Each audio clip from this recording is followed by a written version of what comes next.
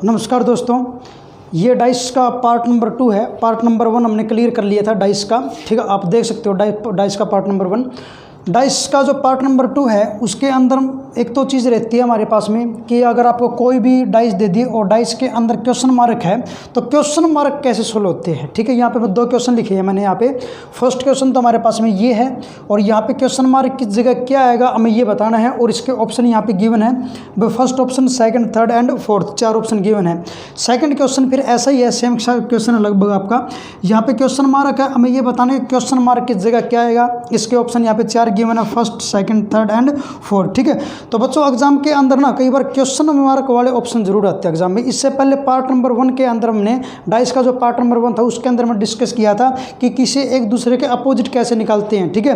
भाई उस सतह के अपोजिट क्या आएगा, उस सतह के अपोजिट क्या आएगा, ठीक है। ऐसा मैंने 1 डाइस लेके भी समझा था, 2 डाइस लेके भी समझा था, 3 डाइस लेके भी समझा है और 4 डाइस भी लेके समझा हमने, ठीक है।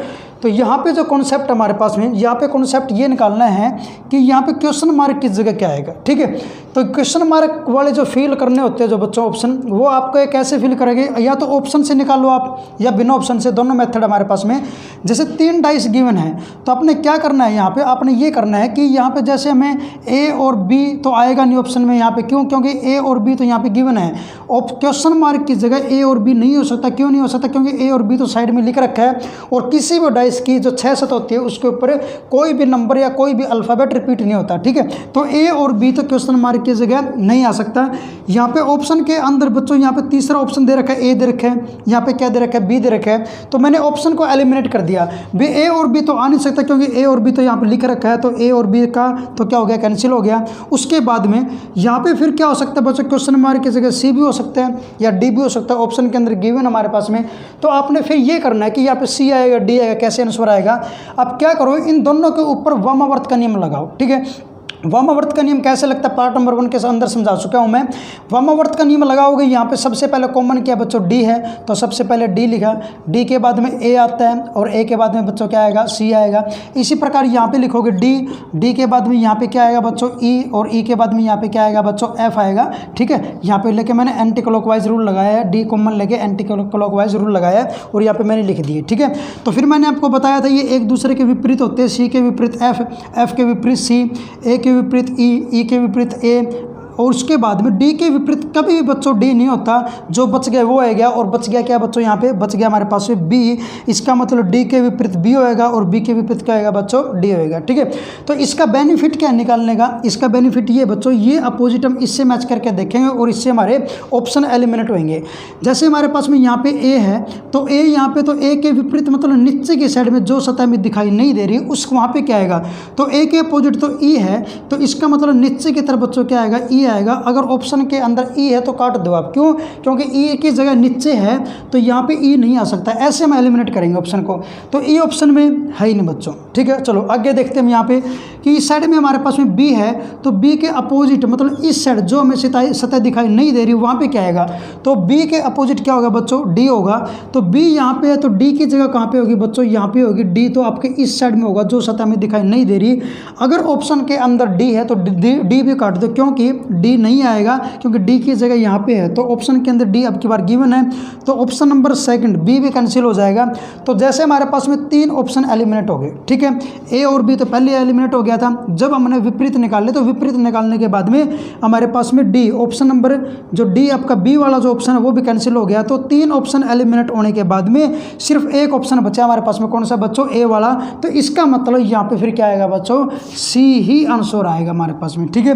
तो ऑप्शन एलिमिनेट करने का ये तरीका होता है, ठीक है। वामावर्त का नियम लगाना पड़ेगा आपको, एक दूसरे के अपोजिट देखने पड़ेंगे, ठीक है।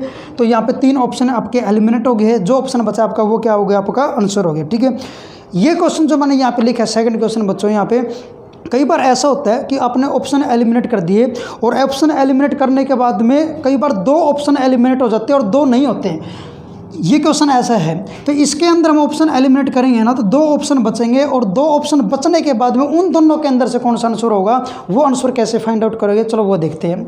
यहाँ पे हमारे पास में 3 डाइस हैं, यहाँ पे क्वेश्चन मार्क की जगह बताने क्या आएगा, ऑप्शन गिवन है A B C और D, ठीक है।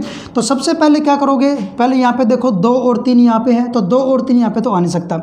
अगर ऑप्शन के अंदर 2 और 3 है तो वो काट दो, ऑप्शन के अंदर अब की बार 2 और 3 दे ही नहीं रखे, तो फिर आपने क्या करना बच्चों, आगे इन दोनों के ऊपर वामावर्त का नियम लगाओ, and rule of anti clockwise, और ये देखोगे एक दूसरे के विपरीत क्या क्या है।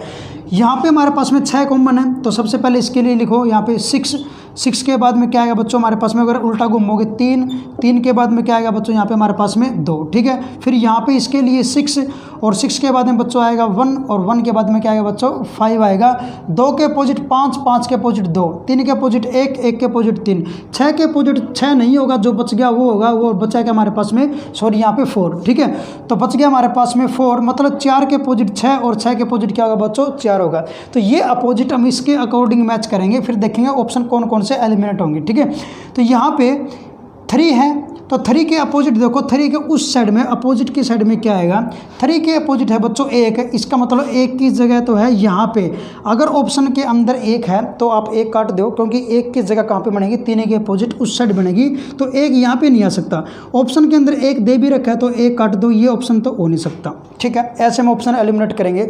उसके बाद में यहाँ पे हमारे पास में 2 यहाँ पे है, तो 2 के अपोजिट मतलब नीचे की तरफ जो सतह में दिखाई नहीं दे रही वहाँ पे क्या आएगा, 2 के अपोजिट है बच्चों 5, तो अगर यहाँ पे क्या आएगा फिर 5 आएगा, तो क्वेश्चन मार्क की जगह 5 नहीं आ सकता, ठीक है। 5 की जगह नीचे है, अगर ऑप्शन के अंदर 5 दे रखा है तो आप 5 भी काट दो। ऑप्शन में 5 है तो ऑप्शन नंबर बी भी एलिमिनेट हो गया, ठीक है, वो भी नहीं आ सकता। अब क्या करें, हमारे पास में हमने सब कुछ करके देख लिया, 2 और 3 भी नहीं है यहाँ पे, इसके अपोजिट जो थे वे भी हमने निकाल के देख लिए, वे भी नहीं आ सकते।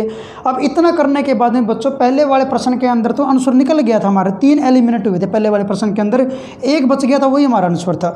अब की बार क्या हुआ, अब की बार हमने ऑप्शन एलिमिनेट करे, अब की बार सिर्फ 2 ही ऑप्शन एलिमिनेट हुए और 2 बच गए। अब इतना कन्फर्म, अब 4 आएगा या 6 आएगा, इन दोनों के अंदर से कोई ना कोई आएगा, ठीक है। अब वो कैसे करेंगे, 4 आएगा 6 आएगा, तो फिर आपने ये करना है, ये डाइस जिसके अंदर हमें आंसर निकालना है, ये डाइस ये देखो इन 2 डाइस के अंदर से सबसे ज़्यादा किससे मिलती है, तो ये वाली डाइस बच्चों सबसे ज़्यादा किससे मिलती है, आपकी पहले वाले नंबर वाली डाइस से मिलती है, 2 और 3, 2 और 3, ठीक है। तो यहाँ पे 2 है, यहाँ पे 3 है, यहाँ पे 2 है, यहाँ पे 3 है, इस साइड में 6 हमारे पास में, तो इस साइड में 6 हो सकता है, ठीक है। अगर 6 नहीं है तो फिर यहाँ पे क्या होगा हमारे पास में, अगर यहाँ पे 6 नहीं आएगा तो 6 के अपोजिट वाला आएगा, 6 के अपोजिट क्या है बच्चों 4, तो 4 या 6 के अंदर से आएगा। अब पता कैसे लगेगा, अब 2 और 3 यहाँ पे है, 2 और 3 यहाँ पे, यहाँ पे 6 है, तो यहाँ पे 6 ही आएगा, 6 के अपोजिट वाला आएगा। वो तरीका पता लगेगा, हमें डाइस चेक करनी पड़ेगी, सेम डाइस है या अलग अलग डाइस है। जैसे आप यहाँ पे कैसे चेक करोगे डाइस सेम है या नहीं, आप कोई भी नंबर उठाओ, जैसे मैंने 2 उठा लिया, तो 2 से 3 की तरफ जाओ, तो 2 से 3 की तरफ जाओगे तो दिशा कौन सी बने बच्चों, यहाँ पे क्लॉकवाइज, ठीक है। और यहाँ पे हमारे पास में 2 और 2 से 3 की तरफ जाओगे, यहाँ पे दिशा कौन सी बनी बच्चों, यहाँ पे बनी दिशा कौन सी, एंटी क्लॉकवाइज, ठीक है। तो यहाँ से 2 से 3 की तरफ गए, दिशा बनी हमारे पास में क्लॉकवाइज, और यहाँ पे 2 से 3 की तरफ गए, दिशा कौन सी बनी, एंटी क्लॉकवाइज। मतलब ये डाइस और उस डाइस की क्या है, अलग अलग डाइस है, दिशा दोनों के अंदर उल्टी है। तो अगर दिशा उल्टी है तो यहाँ पे 6 है, तो यहाँ पे 6 नहीं आएगा, 6 के अपोजिट वाला आएगा, और 6 के अपोजिट क्या है बच्चों हमारे पास में, यहाँ पे 4 है, तो यहाँ पे आंसर क्या आएगा बच्चों हमारे पास में 4 आंसर आएगा। ऑप्शन नंबर ए इसका आंसर होगा, ठीक है। तो ये